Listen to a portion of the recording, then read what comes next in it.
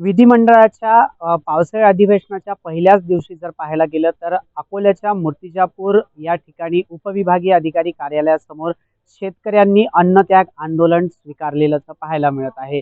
सरसकट कर्जमाफी व त्यांना पेरणीपूर्वी कर्ज वाटप व्हावं, त्याचप्रमाणे नियमित कर्जदार शेतकऱ्यांना 50,000 रुपये प्रोत्साहन निधी त्वरित उपलब्ध करून द्यावा। त्याचप्रमाणे लिंकिंग विरुद्ध युरिया असेल किंवा DAP खतांची अटी व शर्तीशिवाय मुबलक प्रमाणात उपलब्ध करून देण्यात यावं।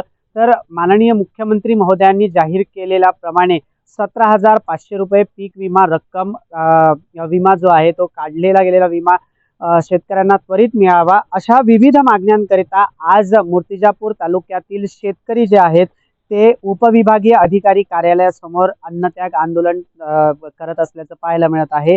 गेल्या अनेक वेळापासून या ठिकाणी हे शेतकरी भर उन्हामध्ये जर 44 डिग्री असेल 45 डिग्री सेल्सिअस मध्ये हे या ठिकाणी आज फरशीवर बसल्याचं पाहायला मिळत आहे। मात्र अद्यापपर्यंत प्रशासनाला पाजर का फुटलेलं नाही असा एक प्रश्न सर्वसामान्य नागरिकांना पडलेला आहे। तर या शेतकऱ्यांनी दिलेल्या आव्हानाप्रमाणे येणाऱ्या काळात जर आमची मागणी पूर्ण न झाल्यास येणाऱ्या बुधवार असेल किंवा मंगळवारी सन्माननीय राजू शेट्टी यांच्या मार्गदर्शनामध्ये हे आंदोलन आणखीन तीव्र होण्याची शक्यता वर्तवल्या जात आहे।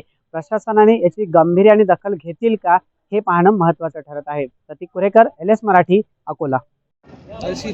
आज या ठिकाणी मूर्तिजापूर तालुक्यामध्ये आम्ही शेतकरी पुत्रांनी या ठिकाणी शेतकऱ्यांचं धरणे आंदोलन उभारलंय। आणि हे आंदोलन आम्ही का उभारलंय, देशामध्ये सध्या